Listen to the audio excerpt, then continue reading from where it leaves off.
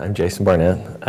My dad started me fishing when I was fly fishing when I was about 8 or 9. So I'm maybe a little younger, but really when I would fly fish whole days was 8 or 9. So about 30 years I've been fly fishing. My name's Tony Lake, and learning how to fly fish. So my experience with fly fishing, I really haven't had any at all. I've kind of had biased opinions, in fact, about fly fishing as a pretentious sport, so I never got into it. Well, I'm Sean Barnett. I started fishing when I was really young, but it's been a long time since I fished.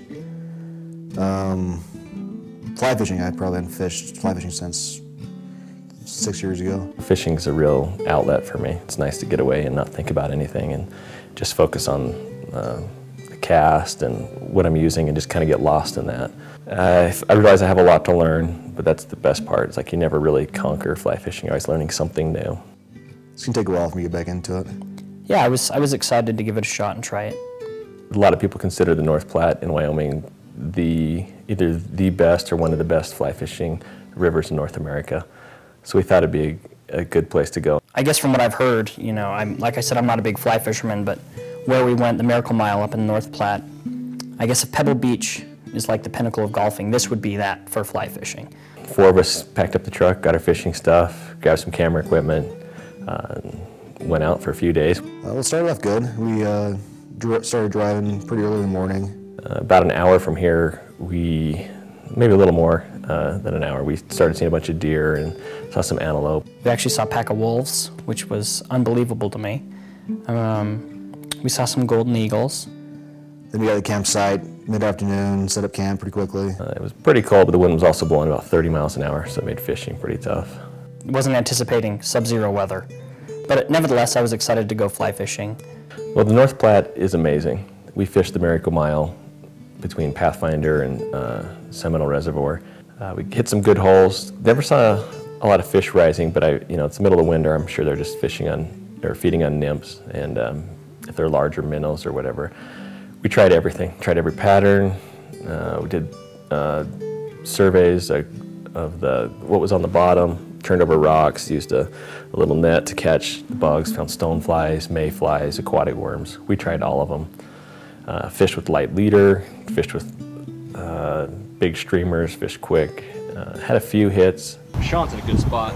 The sad thing is he doesn't know what the fuck he's doing. So, there's a good spot that's been ruined.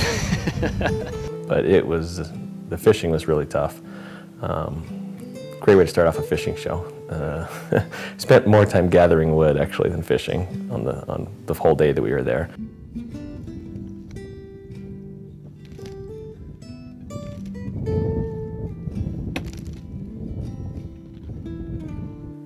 It was a lot more difficult than I expected it to be. Excluding the trying to cast against the wind, there was the ice on the line, on the eyelets. So bundled up you can't move half your joints at the time. It was still fun. I got a few casts in, but it was a lot more time consuming between casts than it would have been in good weather. I guess technically speaking, my casting is lousy, but I watched it improve, I guess. I broke my wrist too much. I didn't know what I was doing. I'd get tied in knots. I spent half the time untying knots as I did actually casting. Just trying to stay motivated after not catching a fish. But I guess that's just the breaks. We went up high, we went down lower, found pools. We drove all the way down to where the North Platte dumps into Pathfinder Reservoir and fished right at the little confluence where they come together. Nothing. I decided to come home because it started snowing, thought we might get stuck in there. The trip was great up until the drive home, kind of bad weather. Chris was driving, which was a problem. He hit an elk last weekend. I mean, we live in the Rocky Mountains, there's elk everywhere. He drives to the Grand Canyon and happens to hit an elk at the Grand Canyon. There was a few complications on the way home. I guess I'll tell that from my perspective. I was asleep. I woke up to screaming. So I started screaming, and I looked out my mirror and not my mirror, my window. I looked out my window. I was in the passenger's front seat and saw that we were headed straight down. So the truck was headed sideways down the freeway. And some profanities were shouted. All of a sudden I wake up to swearing and I hear some panicked voices, and I realize that we're sliding sideways down the freeway. It's like slow motion. You would slid sideways off the road, slid for probably about another 50, 70 yards, I guess, before the tires caught. And then we rolled once, landed back up on the tires. It was a lot more violent than I was anticipating. It was like, reminded me of getting shaken by my babysitter when I was a little kid. But crap went everywhere. We went all the way around. I think we popped in the air pretty good, stopped in the median. And of course, Sean went to Marine mode, making sure everybody was okay. Then we tried to start to assess the situation, trying to figure out who's hurt, trying to figure out what to do next.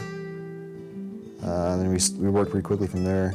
Tony in the front seat turned and asked if we were okay. And I said yes, and then I realized that there was blood squirting out of my head. We called in the ambulance, stuff like that. The truck's totaled. Yeah, other than that, it was a hell of a time. Well, the wreck was definitely a low point of the trip. We got pretty lucky. Pretty lucky. Fishing is it's always about highs and lows. It's never a constant. I'm catching fish, all the time. You gotta live through the lows also, and this was one of those cases, I guess.